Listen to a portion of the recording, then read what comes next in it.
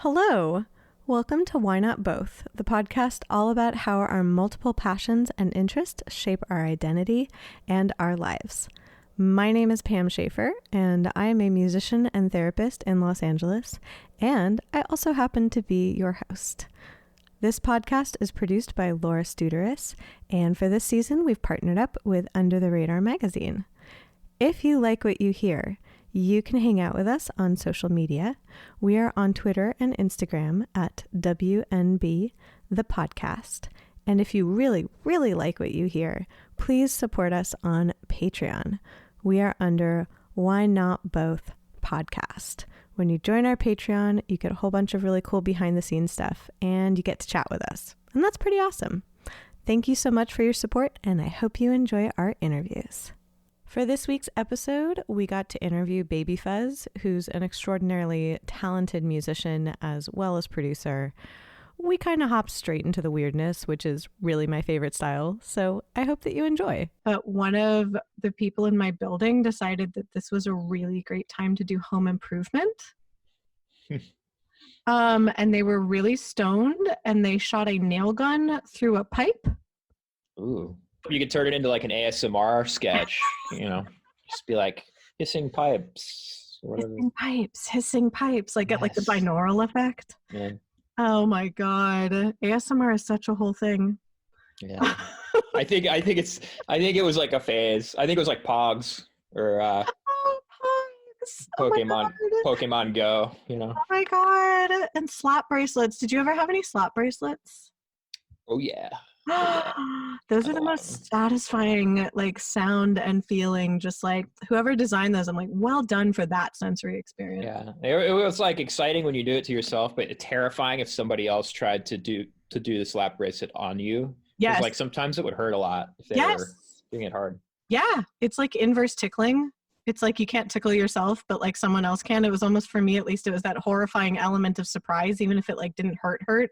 I was more just like stunned by it. Indeed. Welcome to Why Not Both, where we'll attack you with slap bracelets. Yeah. sounds pretty kinky. I'm pretty sure if they started doing that in like an S&M context, it would be really huge. Oh my God. Like this slap bracelet room. Welcome to the slap bracelet room. The slap bracelet dungeon. I could combine like 90s nostalgia and like traditional BDSM. Yeah. Or somebody just like hits you with a slammer pog like right on your face. What would be the soundtrack in this room? Hannah Montana or what? High School Musical, the original. Oh, wow. I think we've really painted a scene here. Yeah, I'm in. I don't know if I'd participate, but I'll vanilla. I'll watch it. I would bear witness to this. Yeah. Got to turn your phone in before you enter the room, though, of course, Oh my God, yeah. Oh my God, well, because at events, don't they have like Faraday cages now for phones? Like there are certain events where you just like literally have to stick your phone in one of those? Yeah, I think so. Yeah, I haven't been yet, but I think that's seems to be the standard protocol, modus operandi at the slap bracelet S&M events. So in the after times, this is what's going to happen. Yes, in the retro. Oh my! Because like leather S&M scene is a retro thing, anyways. It's like 50s retro. Yeah. Or like an 80s portal context kind of thing.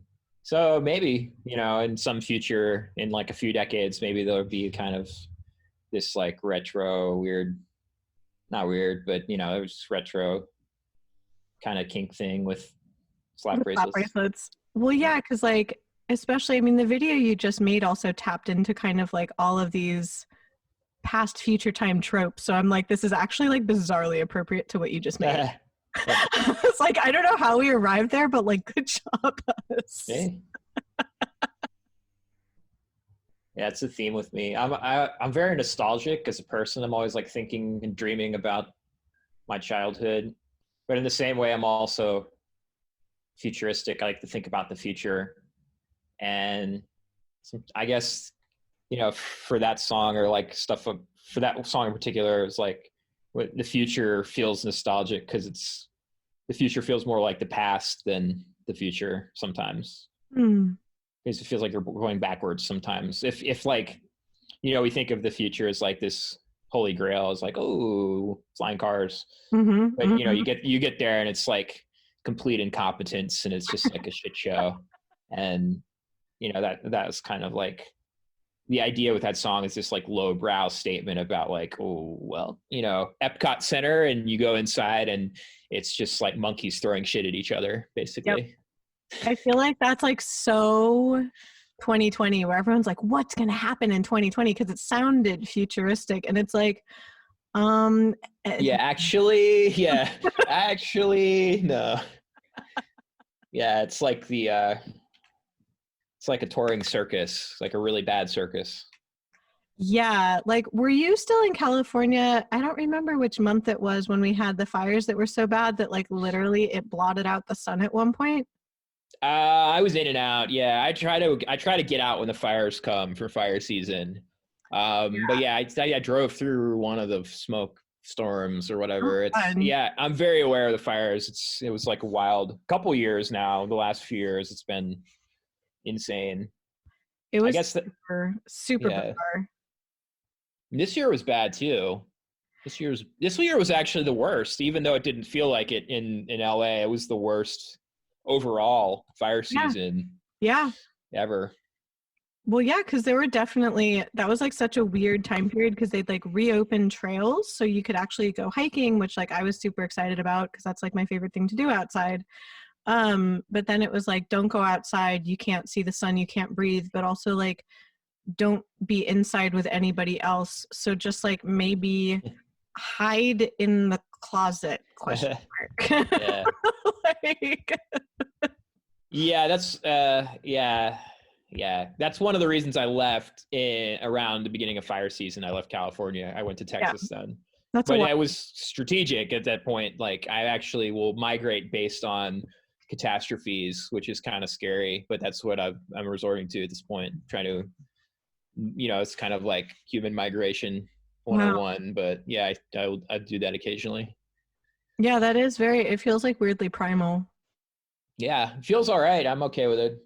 It feels like it feels pretty natural to do that. I guess a lot of old people do it with weather already. You know, kind of like snowbird types, like my parents who will migrate seasonally due to bad weather. So I think it's pretty human nature to do that. Well, I mean, for lack of all else, it seems to be working pretty well for you. Yeah, I guess I like moving around. I've been doing it for like 4 or 5 years now, where I'll just stay in a place for a few months or 6 months or whatever feels right. And then depending on my like social situation also, and then I will just pick up and go somewhere else. And then last year I was like touring on the road for most of the year. So it felt, you know, that kind of a lifestyle is fine, because then there's nothing tying me down in terms of like, oh, I got to pay rent somewhere or whatever. Right. So like the transient kind of nomadic thing is kind of like what I've been doing for a second here. But yeah, it's kind of cool. I've seen most of the country at this point, outside of Alaska and Hawaii. Oh, wow. The 48 lower contiguous states. I have spent time in all of them, been to all of them, and got a pretty good sense of like America or the United States, and like what's, you know, people are like in each area. I got you covered. I've actually been to Hawaii and Alaska, but not the majority of the other states. So I was like, between the two of us, we've got it covered. We've got it covered. I'm curious how that impacted your writing process as well as being nomadic, because like especially when you're collaborating with other people, I'm really curious about like where you record your music and also how that traveling did impact what you've put out this year. Right. So when I'm traveling, like it depends what if I'm working on an album or if I'm working on new music or if I'm not. So I'll go through phases of like a year where I'm like recording new material. So like this year was a recording year for me. I was obviously not on the road playing any shows, so I was recording. And what I'll do when I'm doing that, if I am traveling at the same time, I'm not traveling a lot when I'm recording. I'll stay in a place like a few months and then move on, or like a month maybe. But I have all my gear in my van, and then I will. It's kind of like a mobile recording setup. It's not tons of gear, but it's like a couple guitars, a keyboard, my computer, speakers. I'll go somewhere and I'll set it up. Takes like half a day to set it all up.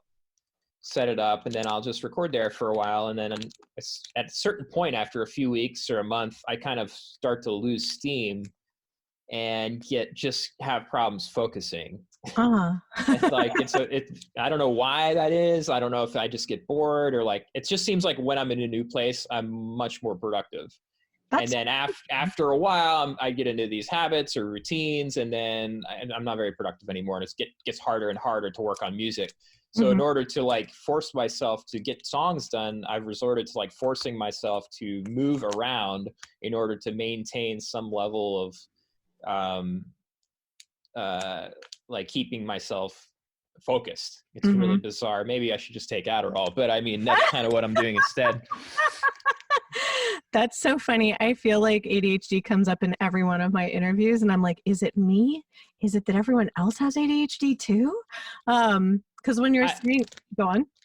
Sorry. Yeah, I'm not sure really. I'm very focused, and I think maybe that's the problem for me. It's like I'll get really focused on certain things, and then they will distract me from actually working on music sometimes. So I think when I'm not like, I move around in order to keep from hyper focusing too much on one specific location. So it might actually be the opposite of ADHD. I'm not sure. Well, that's actually, I was like, that's funny you say that. What's interesting is that ADHD, I really feel like it should just be called like attention inconsistency or attention different direction disorder. Is that what you're describing? Like hyperfocus is actually a feature of ADHD. It's just that you can't always control where your hyperfocus goes. And it sounds like you've actually figured out a really good way to kind of find the dopamine on-ramp onto working on music by moving around a lot. Because like hyperfocus can focus on like anything. It's just that you sometimes don't, like with ADHD brain, you can't like direct the laser essentially. Sometimes a laser pointer just makes a light show and you're like, oh crap. Like, I wanted to go this other way. Yeah. I guess it's a little hack that works for me for now. I don't know how long it'll keep working, but it's something I started doing the last few years that kind of helps. I don't know I think my situation is more of like autism spectrum than ADHD. Possibly. I don't want to like incorrectly self-diagnose, but yeah, I think I'm somewhere on the autistic realm of things. Probably not full blown, but like definitely there somewhere. There's a huge overlap actually, and they've been researching that ADHD might in fact be a spectrum disorder. Interesting. Yeah, I will. After I'll call, I'll send you resources and memes. But yeah, there's a lot of similarities actually, particularly in like sensory processing, focus, emotional regulation, like all sorts of stuff that like overlap a lot between like spectrum and ADHD. Interesting. Yeah. I guess, it's something that people have told me before that might be true, but I've never really felt like it was such I've never really been like, oh, well, let me figure out if there's something wrong here. Not that there's something wrong. If this is like a condition that I have, but I've never really felt like the desire to really figure that out. I've always just been like, well, I'll just adapt, and I really try not to compare myself with other people too much because, it's just like, then it becomes like abnormal. Is this normal, which I don't feel like is a healthy thing to be asking yourself. So I kind of, it hasn't been like super problematic for me in my life. And with relationships, it definitely has, but outside of that realm, like it's worked out pretty well. So I feel like, I've been able to kind of like ignore it for the most part. Neurodivergence, it's one of my favorite topics, frankly, is that like, in a way, like the world is built for neurotypical people, but neurodivergence really it's something that can bring out different aspects in creativity and in relationships and all sorts of stuff, that it's strange to me that it's categorized as a disorder, because it's only a disorder in the system that we've built for people who are typical. Yeah, it's a lot of it's relative to society as well, Yeah. if you think about it, or kind of our norms for interaction. Yes.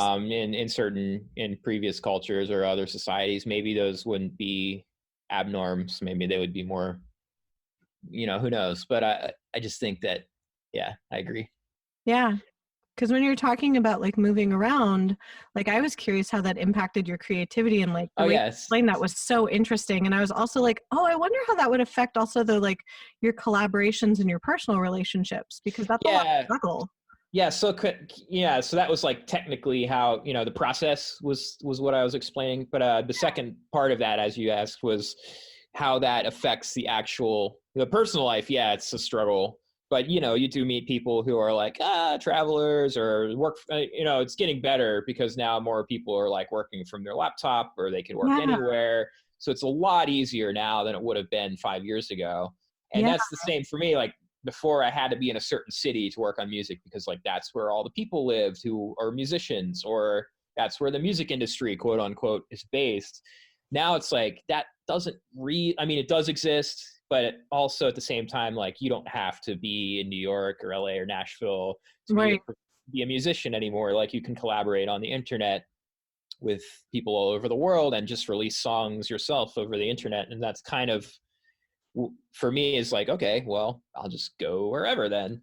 Right. And that's kind of where I'm at with it. And then sometimes I will go to like, more of like a bigger city for music for a while, just to kind of like regroup or find people to collaborate with, and just so I'm not completely off the map. In terms of like writing songs and having the traveling informing that, it informs it 100%. And like that's one of the best things about it, especially with touring last year and getting to see like basically every state in the country. Is that directly informs like the songwriting, like people you meet, experiences, and just like talking to people and getting their narratives and their experiences definitely informs your songwriting more than anything. So I think that's actually cool. Like a lot of songwriters who exist in bubbles, and like their songwriting bubbles in LA or wherever they live, I think it's a little harder for them to unless they're really good, unless they're writing about like their own experiences solely. But if you're writing like narrative songwriting sometimes, which I do occasionally, or like a song about somebody else's point of view, which I like to do as well, it's really useful to get your traveling in and just meet as many people as you can, because I think it informs your decisions in trying to make like an seemingly like accurate sonic version of like somebody's potential point of view. Right. It doesn't feel canned, you know what I mean? Do you think that people get that some of your songs are narratives because in a lot of ways, like there's the whole trope of if you're the person singing it, that it's a personal experience? And I don't know if you've experienced this, but sometimes audiences don't always understand that. And they're like, oh, so you've experienced this. And you're like, no, I'm telling a story. Yeah, I think, it just depends. I try to, sometimes they are experiences, and then sometimes they're too corny. And so I'll just remove like initially when I write the song, sometimes it's a real experience that I felt. And then either I'll like put it on steroids and just like make it much more extreme than what the actual experience felt like, just for the sake of effect. Yes. Or then I'll later like remove myself as the main character and have somebody else in my head as like the main character singing the song. Right. And so maybe that's just kind of avoiding truth, but that's kind of something I do to keep things fresh for me. Well, and it also sounds like I like that in a way you start writing it from one perspective, but then see another person's perspective in it and write from theirs. And like all of a sudden the protagonist shifts. And even like in a way dramatizing or mythologizing things, which like I remember the first time my parents saw me play live, like afterwards my dad like asked me, he's like, Sweet Pea, are you okay? And like It's like neither of my parents are songwriters, are huge music appreciators, and I love that. But like I think that there's truth in the emotions in songs, but it's really good for people to know that it's like it's not always like it's like based on true events. Yeah, sometimes it is, and I think what the actual true event always though is the writing process and for me, I mean, music is therapy for me. I don't have a therapist. I've never had one, but I've had music, and that's kind of my tool that I use. And so the writing of the song, by the end of the song, that's kind of the end of the session. It's the end of the process for me. And once that process is over, I don't really like to revisit that. It's because I'm like moved past it and I'm over it, and that's healthy for me. Instead of reliving that same moment over and over again, I'll change the context of the song for the listener and create a character, or be like, oh, this is from the point of view of, toxic male, toxic masculinity, or, whatever is the case for each individual song. That way I can kind of justify it. That way I don't have to relive that song over and over again and get stuck in patterns, and it's like, that way it makes it like a healthy experience, like recording and releasing songs. And, songs I wrote 10 years ago are embarrassing. Like I can't listen to them because I mean, they're cool, but not really, when I think about like the way I felt then, it's valid and it makes sense. But with that experience in between there, it is embarrassing to think about like ways you thought about life like years ago. Yes. And so in order to like reconcile who you used to be and who you are currently, I just embrace it and be like, okay, yeah, that's who I was back then, and I've changed. But in order to be able to still sing those songs, I'll make like kind of mechanisms and characters and stuff to like make them relevant still, I guess, for me. Right, because especially if you're performing them, you do want to feel it. But if you are like, wow, I'm very divorced from that feeling, it's like you have to create like something that holds it.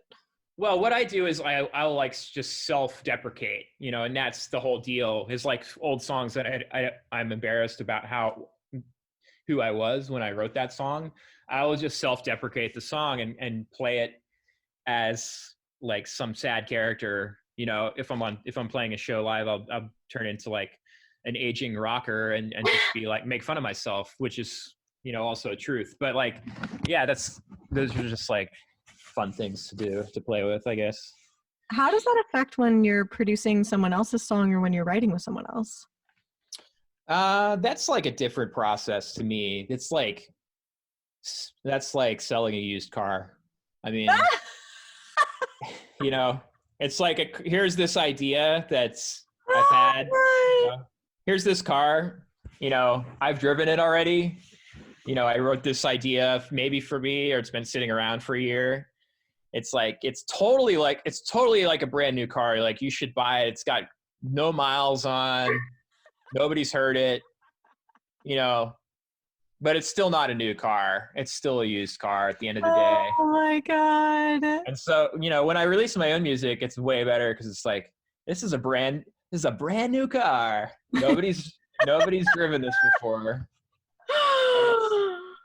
Oh, I've never thought of my ideas like that before, and that's a hilarious way to frame it. I just sent an instrumental to one of my friends because like I've tried writing several vocal lines over it and it just like didn't land, and so I'm like, maybe this is for someone else, ?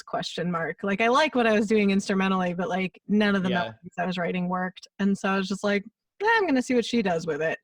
But that's hysterically funny to think that I was just like, oh my God, did I just send my friend a used car? Yeah, I mean, it's more of a collaborative process. Like if you have an actual collaborator, but kind of like the world I was in for years, which was like ghostwriter, pop song for hire almost world. Yeah, it is very collaborative. Don't get me wrong, but like after a while, it began to feel as if like I had these quite personal ideas or song concepts and lyrics, and after a while, it began to feel like you're kind of just it just felt icky, Mm-hmm. it just feels icky, and I just feel like more truth in maybe just putting some of these songs out myself, because it just Yeah. feels more real. Now, if somebody like wants to record a song that I've written or whatever, I'm totally cool with that, because they can reinterpret and find a new meaning in that. But yeah, I just haven't been doing a lot of collaborative songwriting for the past few years in general. Mm-hmm. I'm just not in that zone where I feel like it. I just feel like I'm writing better songs now than I've written ever. And they're not pop hits and nobody listens to them, but I just feel really good about the quality of the lyrics and everything. So I'm just like going to keep doing this for a bit. You just spoke You to know what I mean? something that's interesting, that you're like, they're not pop hits, but they're better songs and you feel better about them. And it's like, it's weird when you think about what's a better song, and it's like, is it better because of intrinsic value to you or intrinsic value to the audience? Or like, it's strange to think about like, well, what makes a good song? Yeah, I mean, the production quality is not as high. The mixing quality is not as high. Like a lot of stuff isn't as good objectively, not from a personal level. But maybe it is personal value, but I think objectively, some of the songs I'm writing now are technically better songs than I was writing for like pop singers. I do think that, and maybe that's not true, but it's just hard to gauge that sometimes because we define quality of music by like how well it does sometimes and how Right. listeners react to it or whatever. But yeah, I just feel strongly about some of it. And sometimes sometimes things don't like happen right away with stuff you work on. Sometimes it needs to like ferment a little bit when you put it Yes. out. Yes. Like you said, like the intrinsic value of songs, like, do you feel at all drawn to producing other people's work right now? Because you did a lot of that too. Yeah, producing versus writing is for me a different part of your brain. So from my experience, when I'm writing,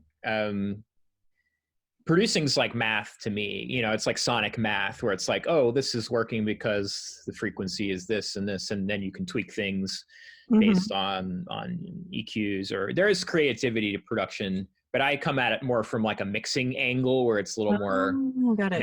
mathy. I'm not like in there making a beat and being like, oh, this is fire. That's not me. I'm more like very logically approaching something as to like how to make it sound better. For the songwriting portion of it, that's more of like the creative world where I'm like, trying to find magic. Got it. And so collaboratively producing is actually more of like feeling like somebody's hiring you to, do a job or something. It feels more of like that's even less collaborative in a way to me. But I don't know. Those are just my experiences. I've never like worked on a band with like their whole album. I think that would be really cool, to go in for like a few months and do an album with a band. I just never really got the opportunity to do that for like a band I was excited about. So producing for me was always like do one song or something.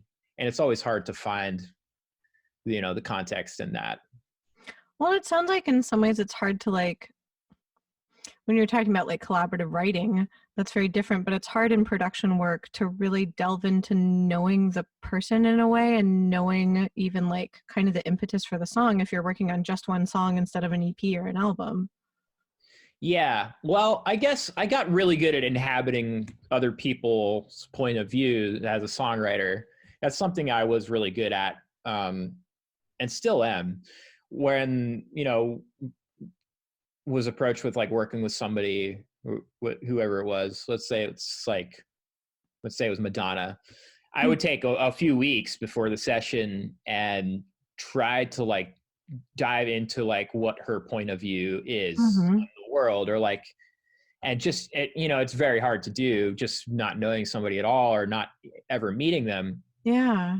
But usually like even in a songwriting session, I would just try to set aside the first hour or something to kind of like distractingly bullshit them just to get a sense of like what they thought about certain things, or instead of diving right into like writing a lyric, I felt like it was important to like get a sense of who they were as an artist and a person, just to inform the song point of view a little more. And yeah, if I was writing with somebody for like a week or more, I would try to do a lot more kind of like scouting almost, to try to like figure out what was going on with their point of view.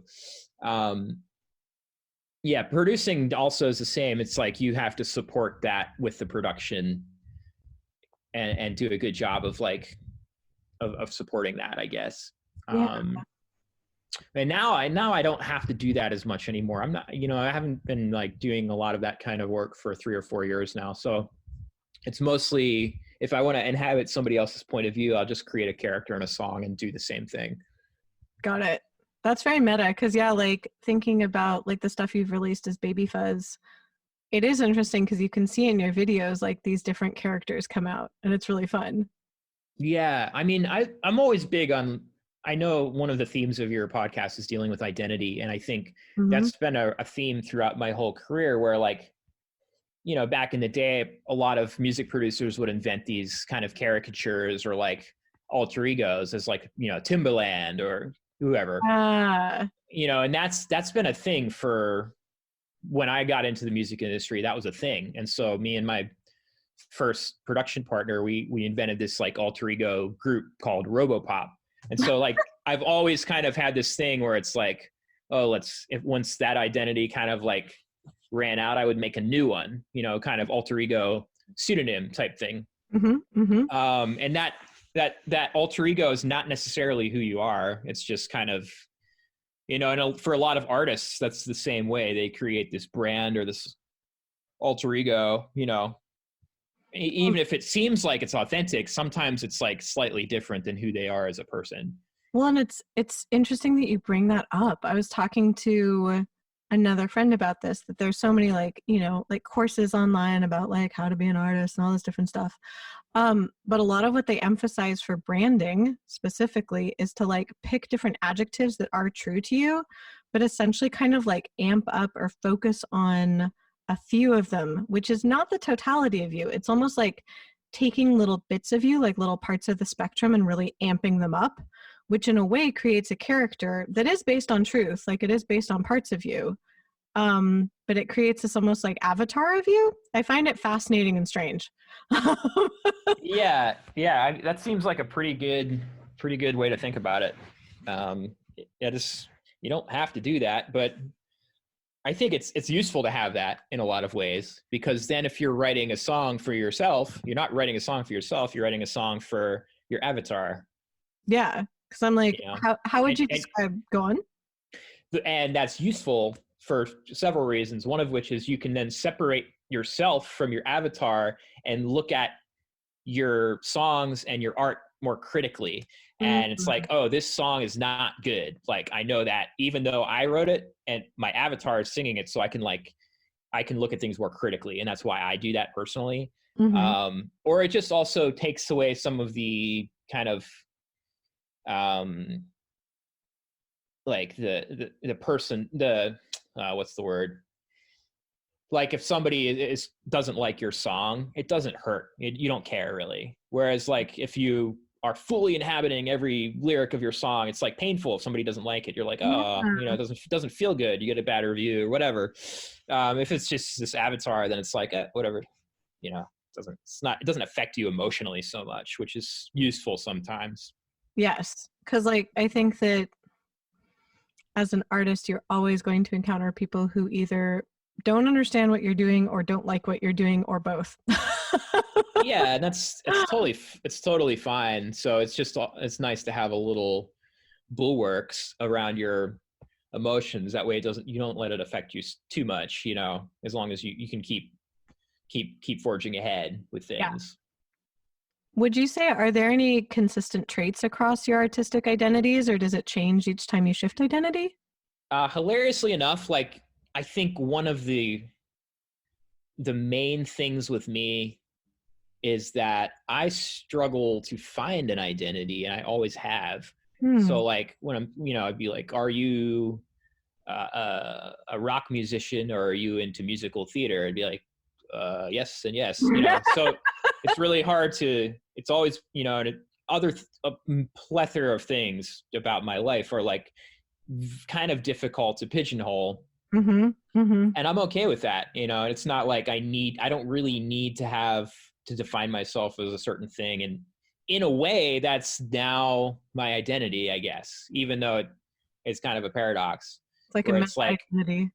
Yeah, I can write it, if I want to put out a folk song, I'll put out a folk song. If I want to put out a heavier emo, screamo, whatever song, I'll do that, and so I don't have an identity sonically. And in terms of like my own life outside of music, like it's pretty nebulous as well.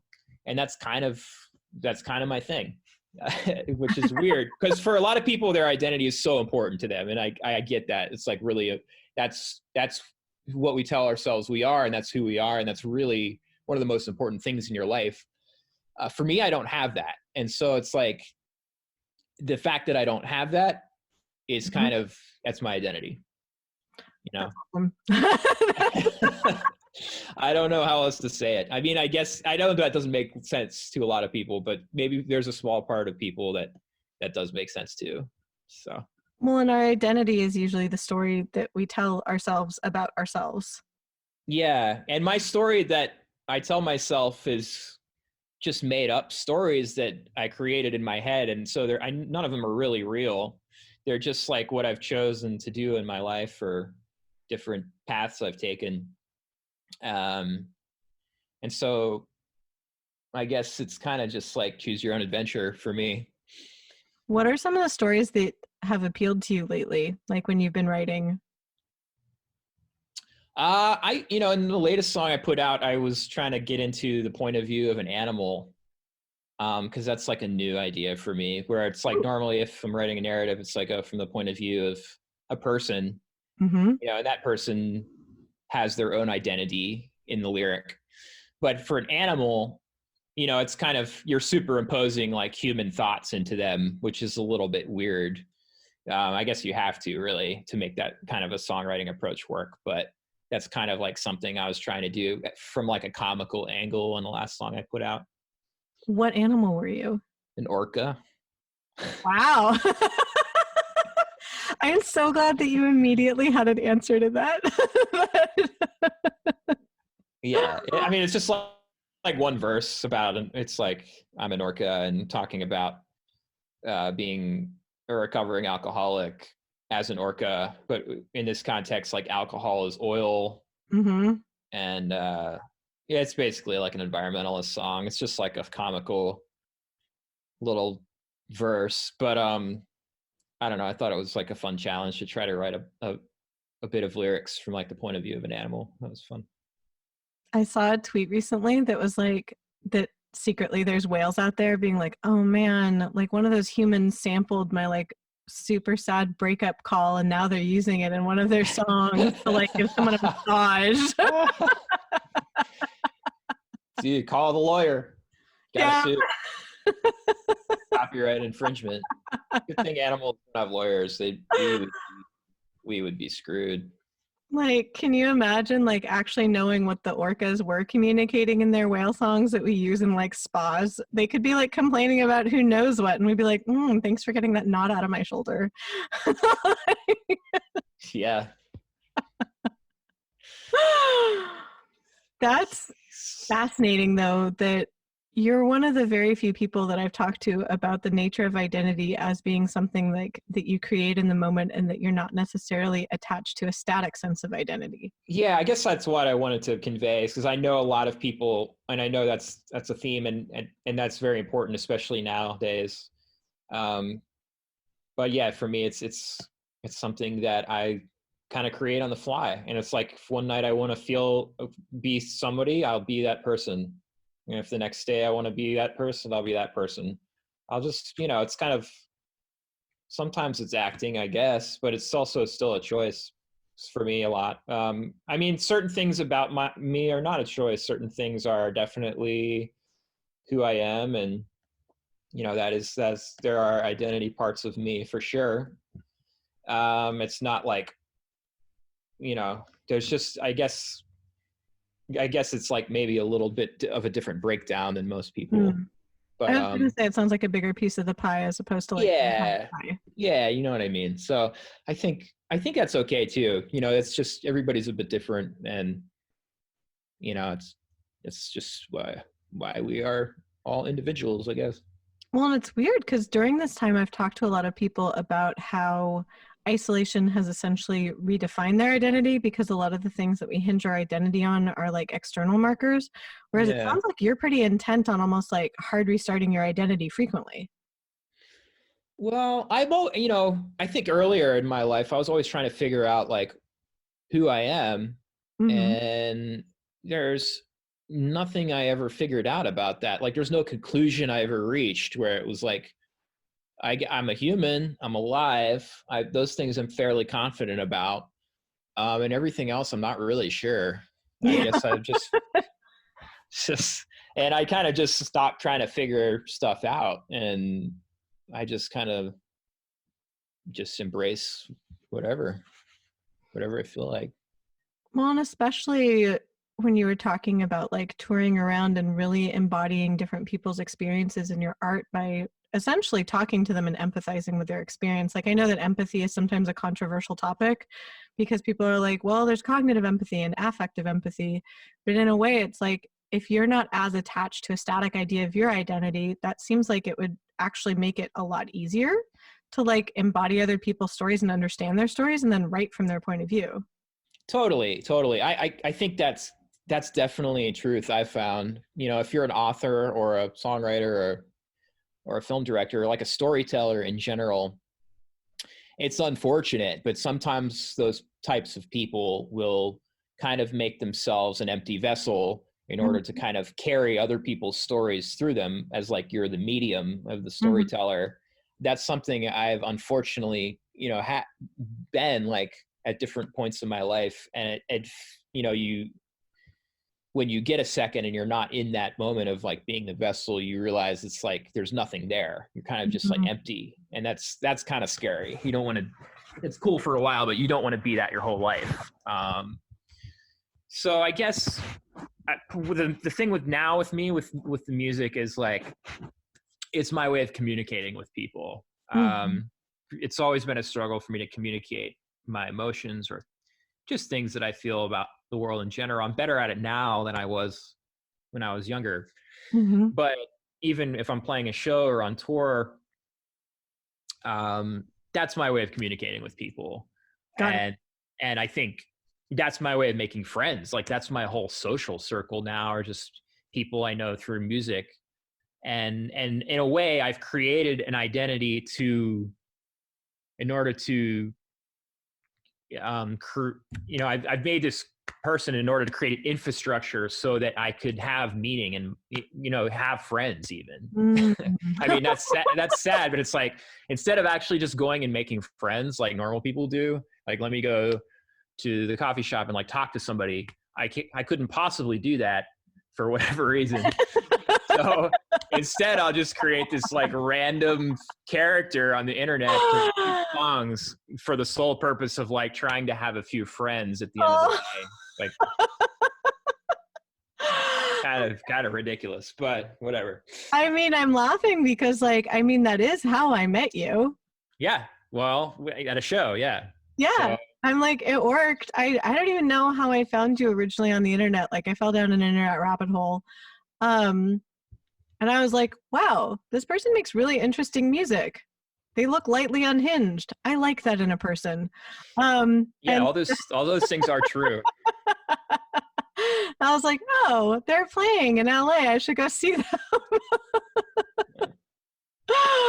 Like that was literally what I based my decisions on. I'm like, you look unusual. Excellent. We will probably get along. It will be very awkward for 3 to 5 sessions of meeting each other, and then it'll be great. Yeah. So now you know, it's like it's not just the person that's going to see the musician that's like looking to connect musically. It's like the person on stage that's part of what they're doing too. Yeah. A lot of times. Yeah. Like, we need that too, and that's like one of the ways. I mean, you know, you're a musician, like you come at it from that angle as well. So yeah, that's part of the deal. I think there's like at least I've encountered this, I don't know if you have, but like this kind of mythology around musicians and around creators in general, that it's like that either we have an easier time connecting, or like we have this preternatural sense of like knowing people or understanding people, all sorts of that. But like at the end of the day, we're just kind of confused orcas. Yeah, it's different for everybody. Some people are like, I mean, I don't think you can lump all musicians. Some musicians are like full on predators, you know, and they're on stage That's like true. manipulating, you know, purposefully manipulating people's emotions, which we all know how to do as musicians. Like that's kind of a scary thing, but like if you play enough shows, you get really good at manipulating how you want people to feel. And so that's a danger, you know, to be a little bit careful with in your day-to-day life. But yeah, everybody does it for different reasons at the end of the day. Some people just want attention. Some people do it for therapy. Some people try to connect with people. I mean, there's all kinds of reasons to want to be a musician. That is really valid. I hadn't thought about it from that angle of like, especially the difference between writing music and putting it out on the internet, like recording and all of that, versus actually playing live. And like you said, there's that important element of, in a way, controlling other people's emotions. Like you're creating the emotional tenor. Yeah. I mean, that can happen with recorded music as well. But yeah, if I mean, yeah, that's a thing for sure. That's a thing. I mean, do you find that you have the same sense of connection with people when you're putting out recorded music as when you're touring, or do you feel like really a qualitative difference? I guess, like, how are you feeling? Because this year, I mean, obviously no one's touring. Right. No, I mean, putting out music on the internet is okay. You know, I don't really, it's not really fulfilling because it's not, you know, unless there's a ton of people reacting to it, it does feel like kind of screaming into the void a little bit most of the time, you know, where it's just like put your thing out in the universe and, you know, maybe a few new people will hear it, but it's really a struggle most of the time. And it's the same playing live sometimes, but at least playing live, there's always this like crazy challenge where it's like, okay, there's like a 60-year-old biker at the bar. I'm going to see if I can like make him get into my music. You know, and like that's a huge challenge, you know, but it's kind of fun, you know, because at the show there might be like people that would have never heard your stuff on the internet, you know, right. So like that's kind of a fun element to it, where there might be a bunch of old people there, or there might be, you know, the crowd might be like 98% Republican, and it's like these types of people might not normally listen to my music on the internet. So like, let me see how this plays. And, you know, do these songs still speak to them in different ways? Are they getting different things from the song? Yeah. Cause it's strange because music, when it's recorded, like everyone can have like their individual experience with it. And in a way, like I love that both as a musician and as a music consumer, where it's like, I sometimes will have very personal relationships with recorded songs. But it's very different than live, because then you can feel that like energetic exchange, and it's like either you lock in or you don't. And as a performer, it's sometimes really, it's like walking a tightrope, where when you can feel that disconnect and you're like, ooh, how do I bridge that? Like, how do I get there? And then when you feel it lock in, you're like, yes. Yeah. It was a struggle for me, like just starting out. The first 20 or 30 shows I played as BabyFuzZ was a struggle to kind of find like what the dynamic is. And I think ultimately I went kind of like the dark comedy route with the whole persona, where it's like a clown show kind of, and occasionally there's moments of truth in there, but they're kind of like shrouded in these dark comedy bits and moments. And I think that kind of like allows it to be a little more palpable for like a broader audience, I guess, live. I mean, and when you were you touring solo, or were you touring with your band? I think most of the tour was solo. So like I think maybe you've seen me with the band before, and those were like early days of BabyFuzZ shows. So like was playing some shows with the band, and it's kind of just like a little rock and roll show. It's nothing crazy. As the shows went on that year, and you know, playing in you know, Mobile, Alabama, and you know, the middle of nowhere in the Midwest, like over 100 shows. It very quickly turned into like a dark comedy show as opposed to like a music show. where it That's was fascinating. like, self-deprecating humor, and it turned into a character really quickly. You Wow. kind of like in the mold of Father John Misty or a Uh-huh. Bo Burnham or Uh-huh. somebody like that. Like, and that's kind of informed like my most recent album and writing from last year. So it's like I think it evolves so quickly once you get out on the road, like who you turn into, who the persona turns into. That's fascinating because I was like, oh my God, I wish I'd seen one of those shows. Because, yeah, I saw you. Where was I? It might have been at the Hotel Cafe? Question mark? Yeah. Okay. Yeah.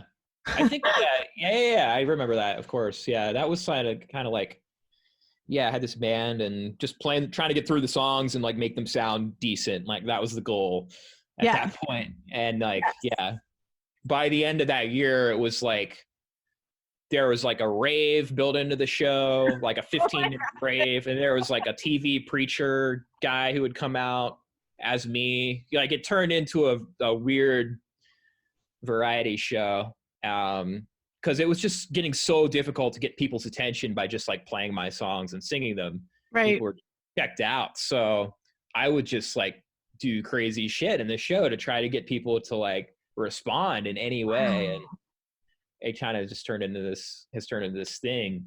I really want to do some more shows. Like I have so many cool things for the live show now. Like I have this big projector screen and this weird digital mask, and I have like a script almost for like the whole show, but I haven't been able to really do it yet. Hopefully my next summer. I was gonna say, like, by next summer, and also I don't know if it would work as like a live stream, but a live stream, because a lot of it seems to be predicated on like the energy of the audience around you. Yeah, it's most of it will be like ad-libbed, so it's and like the streaming format is a little tricky for me because I have a few like digital elements in the show and they don't really translate on camera. They kind of like flicker and do weird things when you're recording them on Twitch or whatever. So I kind of wanted it to be more of like a live experience more than anything. I was gonna say, because like the interactive elements could work on Twitch. Like I've been watching different Twitch musicians, and I interviewed. Have you heard the artist Hana? Yeah. Yeah, I interviewed her, and that was fascinating because it was like pre-lockdown that she did her album creation on Twitch, and I found that just like I still like feel so anxious even thinking about that, which is fascinating to me.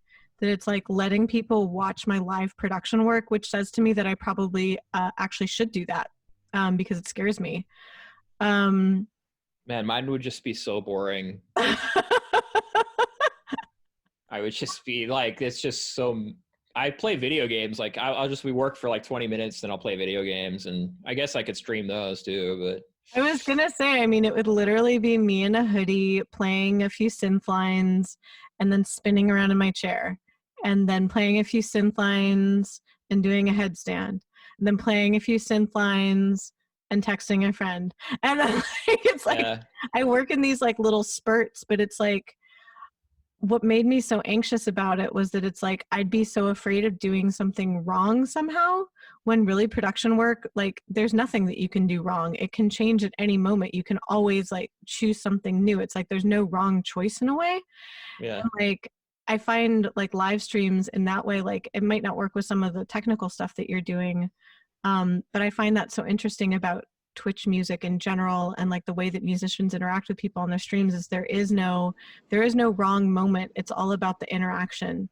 Like I've seen people like, like talk to people in their chats and things like that and get ideas from them. And it's this really dynamic relationship. And it reinforced to me that like my anxiety at least is of making a misstep or playing a wrong note or doing something incorrectly, when really it's like there is no incorrect. It's about the interaction. I think, for sure. I mean, that's a good thing to get out of that. I mean, that kind of the idea of missing a note or which happens all the time to everybody. Right. I guess for me personally, like and this is kind of outside of the Twitch conversation, but one of the things I guess I did was having this like lowbrow aesthetic where kind of if I mess up or miss a note live, which is all the time because I'm not actually the best singer live, it doesn't matter because there's kind of like this element to my whole thing, which is like bad on purpose. You know what I mean? So like Yes. parts of the show will be like horrible on purpose so that like in context, if I'm actually trying and I fuck something up, it kind of just feeds back into the whole idea where it's like kind of silly and bad. Right. So that's a fun little kind of safety net to have if it's like you're not taking yourself so seriously anyways. And so even if you do mess up, it's like cool because there's a safety net and it works in context. Whereas like it's much more difficult if you're an artist who is like very intensely and seriously like playing a dark folk song or like something very without any kind of comedic elements at all, because then if you do mess up, it's like the expectation is it's supposed to be like it kind of breaks character or it breaks the curtain a little bit for the listener. So I found just as like a personal tool, I've done more of like lowbrow stuff just to help me out and give myself a little wiggle room there. Well, and that also, it's interesting you bring that up because it popped in my brain that like in some ways we allow masculine presenting performers kind of more leeway in that way.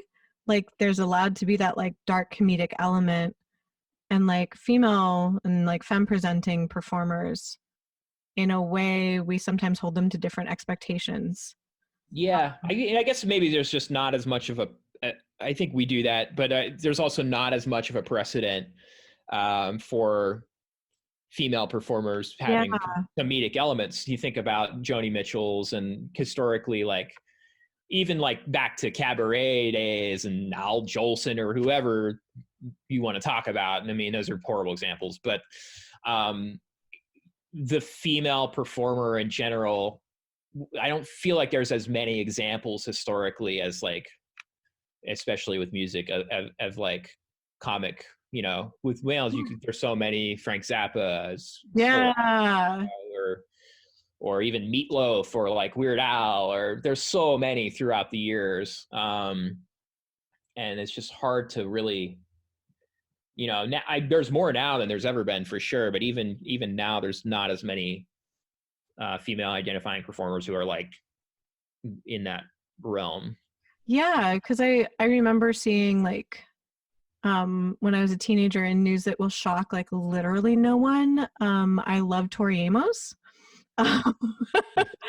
Like spoiler alert, the woman who grew up to play piano and talk about feelings like Tori Amos. But I really liked that in concert she would tell stories between her songs, and she was like goofy and weird and like fun, and I really enjoyed that because like my favorite thing about Tori was not so much like the fandom, like when people are like, oh, she's a goddess, oh, she's this, and it's like for me, I'm a big music theory geek, so like I loved her music, and like I loved the emotions that she spoke to, obviously, but it's like I liked that in concert. Like, yes, she was a phenomenal performer, and like I mean I've seen her mess up a few times, but it's like otherwise like relatively flawless, but especially in between songs she was very personable and she was funny, and like it was like, oh, you can be a person. The rapport. I remember Ingrid Michaelson was just another artist who had this like amazing in between song rapport and still does, where it's like full on comedy in between the songs, but then she'll play the songs and it's like super emotional ballads and it's super heavy stuff. Like very similar. I admire that a lot because I think that like as female performers, sometimes people perceive us as like almost being like supernatural or superhuman. And yes, you do want to channel some of that because it's very powerful. But I think about then like if you are funny, it doesn't take away from that. Like I think about, have you watched Crazy Ex-Girlfriend or seen anything that Rachel Bloom has done? Probably not. I don't watch a lot of shows, but I don't think I've seen that. I'm not a big watcher of things because I have difficulty with passive media. Like I just wander away. But like this actually really held my attention. because it was so cleverly done. But it's really interesting because she's an amazing songwriter, musician, performer, like all of that. But so many people discount it because she's funny. And it's like, no, right. like that's what makes it like amazing. And I'm just like, wait, why is there that disconnect that like if you're funny, it's not? And like it sounds like with yours, it's really interesting because it's working almost in the opposite like sneaky route. Like it's like you're kind of disarming people because you are really funny, but you're also like mad talented. I guess disarming people is nice because then it lets their guard down. Once you laugh, then that opens you up to other things where, you know, okay, if I can laugh at somebody's jokes, then I will be more likely to listen to what they have to say about something in life. Or maybe, you know, if they say something about the environment, I'm not going to get offended and walk out. You know, just be like, oh, that's your point of view. I disagree, which is okay with me. You know, if they can laugh first, then I can get at them with other stuff. You know, and you're disarming people. And I think laughter is a really good tool for that. I guess, yeah. Well, it's like you're building rapport with people. I think that that's so fascinating to use performance as rapport building so you can talk about different things in your songs. Yeah. I guess like, I don't know, the comedy is also like, it's hiding like other, you know, other things. But I think it's like a fun angle to go with for sure. I'm like, I want to see your updated show. I was like, that's really funny that I was around for, and I didn't know that until like you were just saying that I didn't know. Yeah, I would do it on Twitch, but I don't feel like it's the correct medium for what I want to do. I also like Twitch is owned by Amazon, and I feel like the actual show that I want to manifest, and I don't know if I ever fully will be able to achieve what I want to do, is like this complete punk vision of kind of this like variety show cabaret situation, and then I'll, you know, play my own songs within that just because that's what I have to play. But the like kind of like a moving storyline or a theater piece or something, like bordering into performance art. That sounds so pretentious, sorry. But I'm like, and it is pretentious. It is pretentious. Awesome. It can be. It's just what happens when you have, you know, 8 months in quarantine. There's nothing else to do or think about. You come up with these stupid ideas. But hey, I mean, the context of like the idea though is not in a big festival or not to like 500 people, because I still don't think that's ever going to happen for me. I just think it's going to be in a bar with like 10 people or a coffee shop or like a community center of VFW.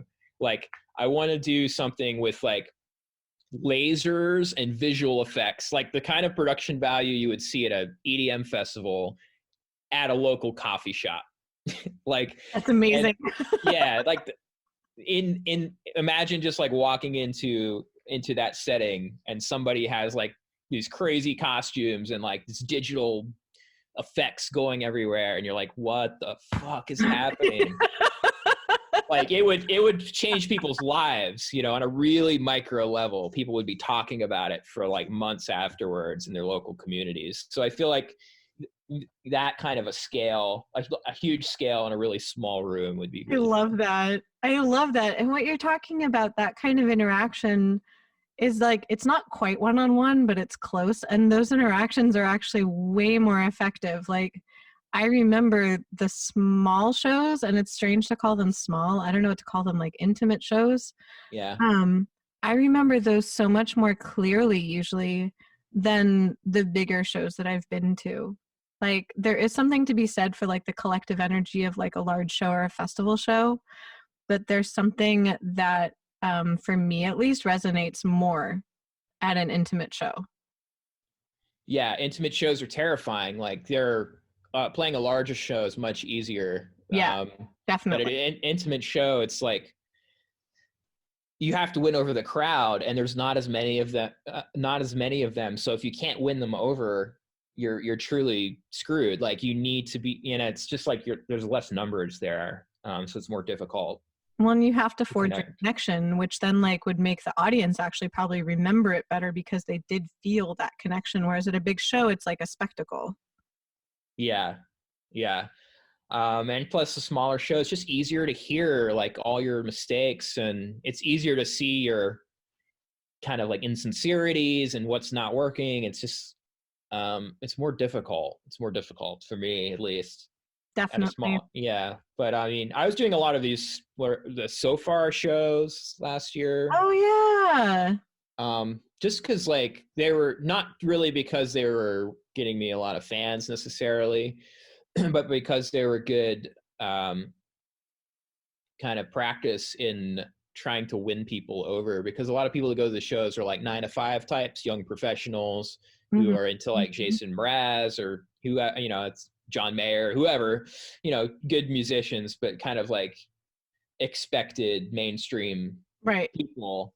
And so like the exercise was like, can I find a way to connect to these people with my music, and you know how to make that happen.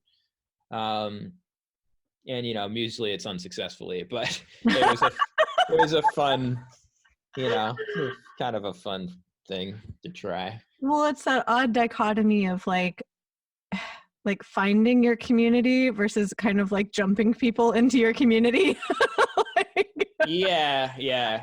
Sometimes you just don't have a community. You have to just make it on your own, you know, and you have to create the whole thing. You have to create the community too.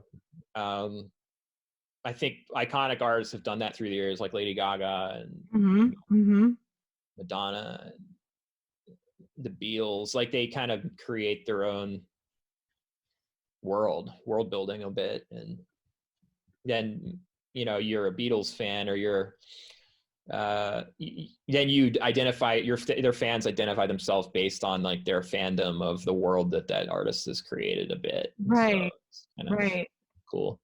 Fandom is fascinating to me. Like when I was thinking about like the Tory fandom and things like that, like it was Did you like stan any artists currently? Are you really like are you a fan, like a mega fan of anybody? It's really strange because part of neurodivergence like usually really does tap into like fandom and standing and all of that. And I realized that like I have a really hard time standing people as concepts. But there are certain things that like I'll get super into, and I don't know if it's the same. Like with Tori, I was never into the cult of personality of Tori, but I was obsessed with her music. No, so that is, oh yeah, standing meaning like, yeah, going on the internet and flaming people because they leave a bad review. That's not good. No, yeah, like that's the thing is I never related to that side of it. The only times that I think I ever got mad, it was a college professor of mine, but we got to talking about music and he's like, well, I don't really like Tori. And I was just like, well, why not? And he's like, well, all she writes about is rape. And I was like, that's weird. Yeah. I was like, I was really taken aback. And what I said to him, I was just like, well, can you quote me some of her song lyrics that speak to her experience of rape? Because there are several songs that do speak of that, but she really talks about a lot of other subjects. And he sat there for a second and he's like, yeah, I don't know which of her song lyrics come to mind. And it's kind of an asshole move. He was a philosophy professor, but I just looked at him and I was like, wow, it looks like you don't really have a lot of evidence to support your argument there. Even if he did have a lot of evidence to support his argument, why should that be a deal breaker for listening to her music? That was the thing that entered my young mind, like maybe 2 days after that, that I was just like, why would it be a bad thing actually to sing about the effects of rape? Or maybe, you know, that's her experience in life, because like rape is basically out of control in our society and not prosecuted ever, and just people, you know, so it's like pretty telling on your philosophy professor there. Yeah, literally, like it's so strange because I think about that incident so much, like looking back on it, that like each time I think about it, it reveals a whole new layer of oh no, of like, yeah, why would it be bad to call attention to rape culture? But it's like I remember feeling in that moment like it's okay to not like something, but like if you don't like it based on a completely false premise that you have that's based on like something that doesn't actually have to do with the art, then I'm like, what are you talking about? I'm like, have you engaged with this work at all? Because like if you've engaged with it and you don't like it, like, okay. Yeah, I'd rather have it be something more surface level, like it's too whiny or it's too slow or whatever, Yeah. You're kind of criticizing like what people are singing about. That's a little weird. Yeah, I was like, that's really strange. But like I've never related to like the culture of people online, like you were saying that like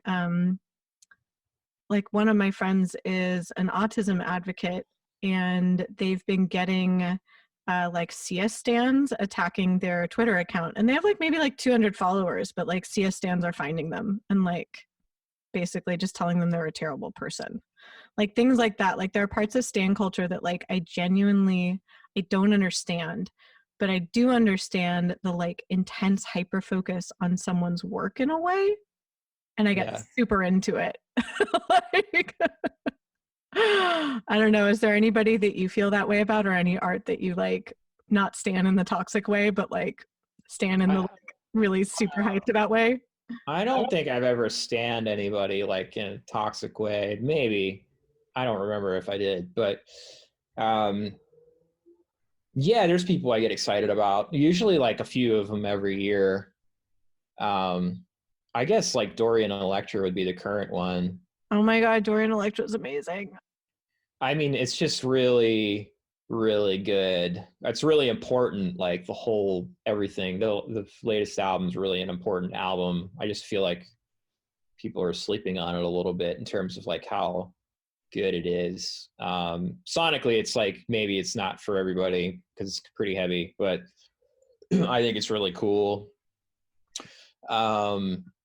Yeah, that's probably the one from this year that I'm into, where it's like that's kind of like an alter ego artist where they've created this whole world, and then kind of like multiple characters within that world as well. Yes, that's what I find fascinating about, like, I think I found them on Insta. It was around the era of Career Boy. Career Boy, yeah, that's still my favorite song.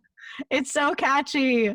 So good. I really like their like very sugary pop songs. The newer kind of like Gex sounding stuff is actually like lyrically way better and more important, but sonically I prefer kind of the sugary like silly Dr. Luke sounding stuff. I liked Career Boy and Flamboyant. I loved as well. Yeah, same. I think those are my two favorite as well. Because I feel similarly, where it's like their aesthetic and visual choices are like definitely what drew me in, and I find fascinating. I agree with you though that there's something about there's certain vocal modulations that, like, for whatever reason, even though I find them sonically interesting, I find them also sensorially slightly grating, and so it's sometimes hard for me to listen to them. Yeah, it's not the new album is not the easiest album to listen to, although it's not like unlistenable. It's definitely like you can listen it down and multiple times. It's fine. But yeah, it definitely kind of like with all the modulations and effects, it's definitely kind of like industrial metallic kind of sounding. Yeah. But I mean, I think I'm into that. It kind of reminds me of like kind of like electronic emo from the late 2000s. It's this kind of a sound there that's like resuscitated a little bit. There was actually a first wave of it like back in the day with like very early laptop producers kind of sound. Yes. Which I very vividly remember, kind of like MySpace era sound. And that's definitely like kind of something that's already has revived basically. So it's kind of, it's not for everybody though, for sure. I do like the Career Boy. That's the one. The video is so good. I'm just like reliving the scenes in my head and I'm like, yeah, it's excellent. No, I've been listening, I would say like this year, it's funny, I realized that like the music I've been listening to this year, in some ways, some of it does deal with identity and some deals with almost like anonymity. now that I Mm, think about it. mm. In a way, like the Identity albums, I mean, it's maybe I'm not saying this right, but I think in a way they're anonymous as well, if you think about it, because it's not like, here I am, I'm trying to get famous, this is me, take it to the top. They're like characters. The character is like trying to, is like the pop star. Yeah. So I think like in a way they're an anonymous kind of album as well, where it's like, I think we are getting away from this kind of, me first kind of way of thinking about things. And I don't know. I think they're also parodies, many of them. Yeah. With Dorian Electra, it's like complete parody. I mean, not Yeah. complete, but a lot of it is. So I think it does feel um, like I don't know who they are as a person. Like that part is anonymous to me. Like I really don't know, and like that's okay. And I Um, think that in a way that's valuable in kind of where we are, and especially like the social media landscape, that I was talking with another creator about how people form one-way relationships with you, like when you are a content creator in a way. yeah, And that is even like a weird pretentious thing to say, like, I'm a content creator. But when you put media out, it's like it does emotionally resonate with people. However, those resonances in some ways only go one direction. yeah. And so it's like people will think that they know you, and it's like, yes, they know like an aspect of you, but you can't know someone. They only know what you're letting them see, and Yeah, that's very controlled. Like what we put out there, it's like yeah. I'm obviously not going to put the fact that I pick my nose all the time onto the internet. So you're not going to see that, unfortunately. You won't know that about me for the best, obviously, but you'll just know the cool parts, the Yeah. parts that I want to project myself as. Or even the vulnerabilities that we see as like relatable or like appealing, or that we do feel like showing. Yeah, yeah. I mean, and it's, you just got to be careful if you're like you are putting stuff out there and you're doing it to make people relate to that, because if it can be like obvious sometimes if you're just doing that to be relatable. It Right, becomes like a pitfall that right. I guess. It's, yeah, I don't know if you've been on TikTok. I feel like I'm talking about like media a lot because I'm like, oh, we're inside. We're all indoor kids now. Mhm. Um, but so much of TikTok, it's fascinating to see that like a lot of the comments are always like, OMG, same. Like, I didn't know that someone else did that too. Like, of just people doing like mundane, silly things. And you're like, oh my God. Yeah, it's pretty good. It's pretty good. I'm just a consumer on TikTok, really. It's like I don't using the platform and creating on it is like another level that I haven't really been able to figure out yet, which is great. I can just like passively, scroll and find cool people doing weird things, and that's fun. I find it very relaxing because it reminds me of like old internet, like kind of like the chaotic good internet where people were just like doing weird things for no reason. Yeah, yeah, it's true.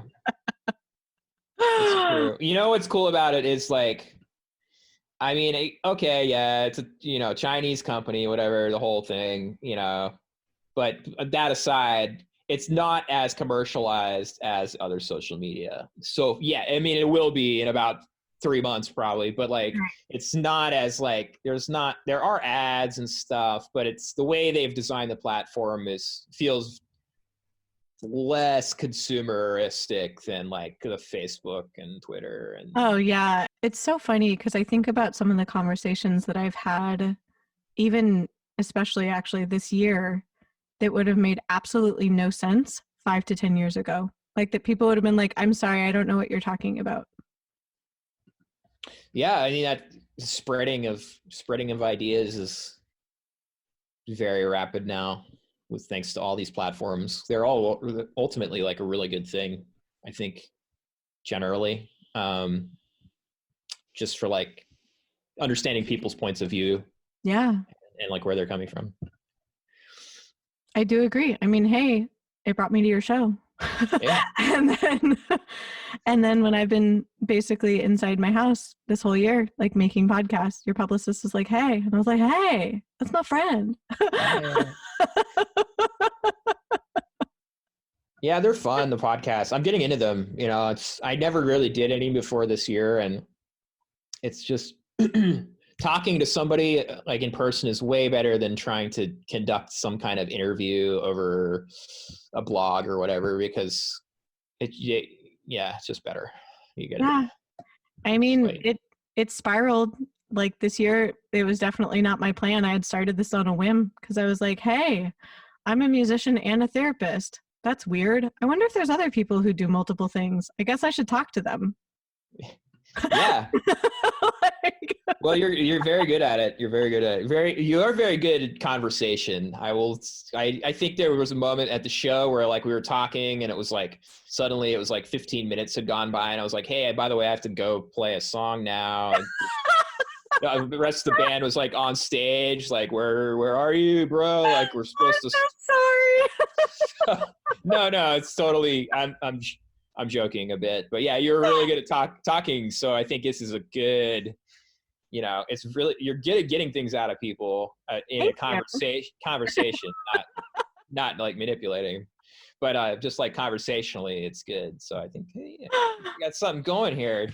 It's good. I appreciate that. Good project. Thanks. Yeah, it's been really fun. Like, it's been cool hearing what you've been up to. Cause yeah, like this definitely surprised me that this became one of my like main quarantine projects. It was a pleasant surprise. Cool. It's so cool. Yeah, I get to connect with people and keep in touch with everybody. Yeah. Oh my God. Thank you so much for being so generous with your time. Yeah, thanks for having me. A lot of fun. I mean, I'm sitting in Florida. There's not a lot going on here. I mean, might walk through the woods tomorrow and look for some alligators, but that's a bold move. Thank you again for listening to this episode of Why Not Both. If you liked what you heard, please make sure to like us and subscribe to us on your preferred podcast platform. You can also come hang out with us on social media. We are at WNB the podcast, both on Instagram and on Twitter. This season, we are brought to you by Under the Radar magazine.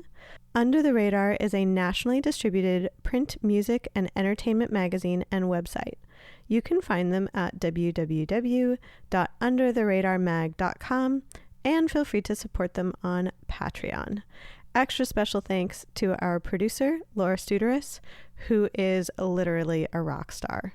Thanks again, and I look forward to seeing you next episode.